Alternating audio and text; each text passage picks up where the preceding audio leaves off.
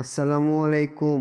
আমি দাঁড়িয়ে আছি বার্নই নদীর উপর নির্মিত রাবার ড্রাম ব্রিজের ঠিক মাঝখানে। এই ব্রিজের এক প্রান্তে রাজশাহী জেলার পুঠিয়া উপজেলার শিলমারিয়া ইউনিয়নের জগদীশপুর গ্রাম আর অন্য প্রান্তে নাটোর জেলার নলডাঙ্গা উপজেলার ব্রহ্মপুর ইউনিয়নের কাশিয়াবাড়ি গ্রাম।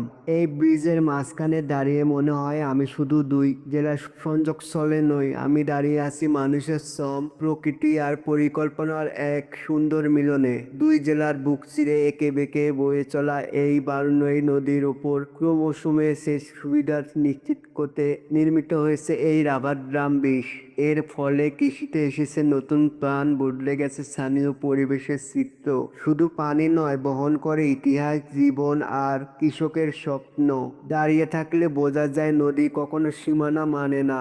মানুষের তৈরি জেলা উপজেলার রেখা পেরিয়ে সে নিজের গতিতেই চলেছে। কিন্তু এই স্থাপনাটি কেবল একটি প্রকল্প নয়, এটি আশেপাশের জনপদের জীবনধারা। বদলে দিয়েছে এই এলাকার কৃষি। যেখানে একসময় পানির অভাবে ফসল হতো অনিশ্চিত, সেখানে এখন মাঠ সবুজ। কৃষকের মুখে ফিরেছে ভরসা, জমিতে ফিরেছে প্রাণ। রাবার ড্রামটি স্থানীয় কৃষি ব্যবস্থাপনায় যেমন ইতিবাচক পরিবর্তন এনেছে, তেমনি পানির সঠিক সংরক্ষণ, জমির উর্বরতা বৃদ্ধি এবং কৃষকের মুখে হাসি ফিরিয়ে আনতে এই রাবার ড্রাম রেখেছে গুরুত্বপূর্ণ ভূমিকা। প্রত্যাশা করছি বারনই নদী বয়ে চলুক তার নিজস্ব ছন্দে, আর তার তীরে গড়ে উঠুক আরও এমন জীবন ঘনিষ্ঠ উন্নয়ন।